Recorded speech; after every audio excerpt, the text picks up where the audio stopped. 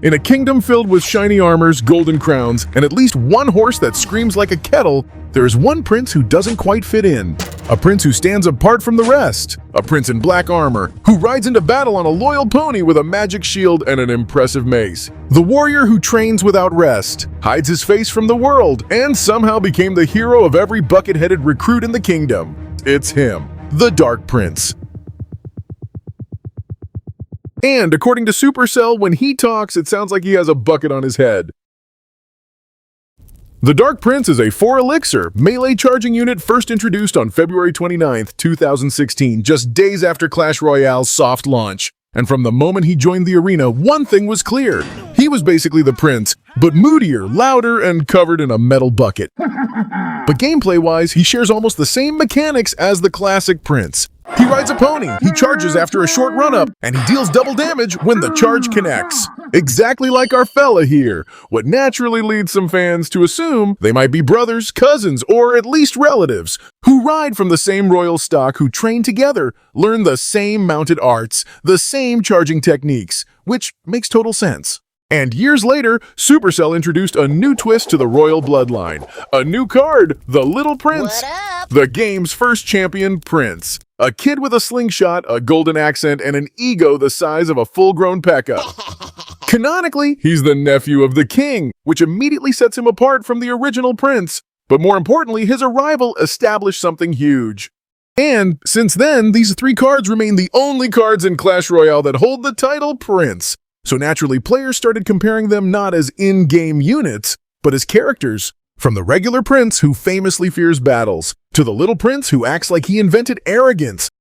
The Dark Prince is trained, disciplined, and humble. He acts like a warrior who carries a heavy past and an even heavier mace.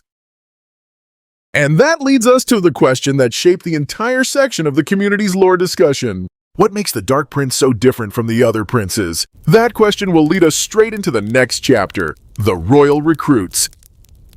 To understand the Dark Prince's origins, we first need to look at the most relatable, most hardworking, and, honestly, most adorable soldiers in Clash Royale. 6 troops with 6 spears, and maybe 6 dreams so pure they sound like they came from a children's storybook. If you look closely at the Royal Recruit card description, it literally says they dream of getting ponies and wearing metal buckets. Their 2 biggest aspirations in life are riding a pony and wearing a metal bucket on their heads. And that's exactly where things get interesting. The recruits' dreams look suspiciously familiar because of the Dark Prince, who rides a pony and wears a metal bucket.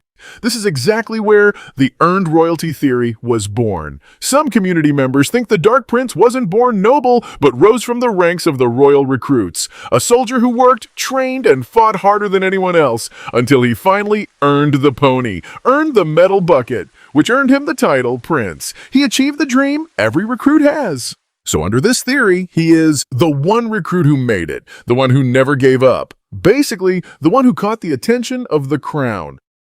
For me, it's a wholesome, heroic origin story, until you put it under a spotlight. The problem, as inspiring as it sounds, the theory hits a massive wall. Supercell doesn't hand out the title Prince as a reward for being a good warrior. If that were the case, the Royale Arena would be full of princes. Think about it, a card like the Knight, who is fearless, loyal, and heroic, yet he didn't earn the title Prince. Or even a card like the Golden Knight with his shiny golden armor and who can literally slide the whole arena, smacking enemies. Yet he didn't earn the title. But a recruit did? It doesn't add up. Also because the title Prince isn't a military rank. It's a bloodline title, meaning no matter how good you are, you still won't be called a prince unless you're related to some of the royal families. And with that said, I'm left with this question. If the Dark Prince wasn't a recruit who earned royalty, maybe he was royalty who never got to enjoy it. Quick pause. If you're enjoying this video, consider subscribing to my new channel. This channel is about breaking down characters, hidden details, and interesting stories about games. If that sounds like your thing, hit subscribe. It's free, and you can always change your mind later. Alright, back to the video. So that brings us directly to the next chapter. The Dark Prince is the Black Sheep Theory.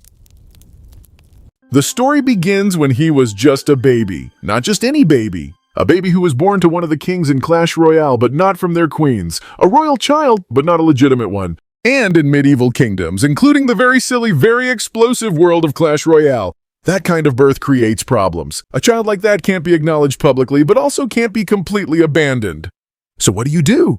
Maybe you give him just enough to show he is of royal blood, but not enough to threaten the true heir. This theory says that from a very young age, the child was completely hidden, while the others grew up smiling for their royal family portraits. The Dark Prince grew up behind a helmet. His identity is covered, his face is unknown, his existence is quietly tucked away, as if the kingdom needed him out of sight, but still under control. So the king gave him a pony, the armor, and even a battlefield to stay busy and out of politics. He was officially a prince, but socially invisible, and this is where his story takes a turn. If you remember earlier, we asked a question about what makes the Dark Prince so different from the other princes, and this theory might just answer that question. Because in this theory, he grew up feeling like someone who had to prove he deserved the title he inherited. As we have seen, he wasn't adored, he wasn't celebrated, and definitely he wasn't raised to be a future ruler. It seems like the king raised him more in a way to be useful for him, a safe way to keep the problem child away from court life while still appearing responsible. And the Dark Prince embraced it, because training was the one place he wasn't ignored. Battle was the one place he could actually matter. And that could even explain the connection between him and the royal recruits, as if the king needed him to lead the villagers, which might explain why these villagers adored him and dreamed of ponies and metal bucket helmets. While the other royal family gets cheers from the crowd, the Dark Prince got loyalty from the people who understood him. So, is he a prince because he earned it or because he was born with it? The answer, according to this theory, is both. He was born a prince, but forced to grow up in the dark. Up until now, the clues surrounding the Dark Prince's life point toward exile, secrecy, and a childhood spent in the shadows of the royal family. But one question still lingers, a question nobody ever seems to ask. If the royal recruits want to be like the Dark Prince so badly, then why do they dream of the pony, the metal bucket, but never the mace? Think about it. They copied his helmet style, and they literally dream of riding a pony just like him. But they never asked for one thing that defines the Dark Prince: his mace.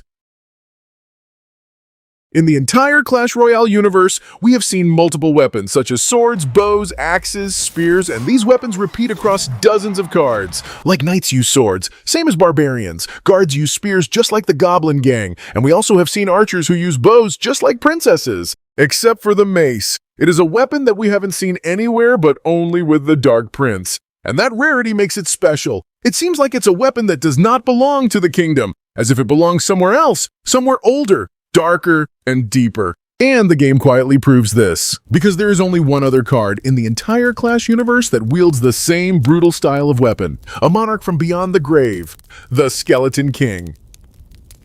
In October 2021, Clash Royale introduced a brand new champion card, a monarch raised from the dead, a king who wields the same brutal, crushing weapon style as the Dark Prince. The Skeleton King arrived in the arena with unmistakable combat style, a heavy crushing mace with powerful swings, an ability that summons an army of the fallen skeletons answering their king's call. Unlike most undead cards in Clash Royale, the Skeleton King isn't mindless. He's strategic, he's leader, and he commands loyalty, which raises an uncomfortable thought. Skeletons don't crown just anyone as king. So here's where theory takes over. Every skeleton in Clash Royale was once alive. Knights, guards, soldiers, even kings. So if the Skeleton King rules the dead, then before death, he must have ruled the living. What makes some fans to assume he was once a human king. At this point, some fans take the theory one step further. What if the Dark Prince is the son of the Skeleton King? The reason why some fans propose this theory, it is because of visual similarities that are impossible to miss. Both characters wield a heavy mace-style weapon, which, as we have seen, it's something unique in the Clash universe. And both wear dark armor instead of polished royal gold, as well as both command armies. So these similarities raises my eyebrows at some point.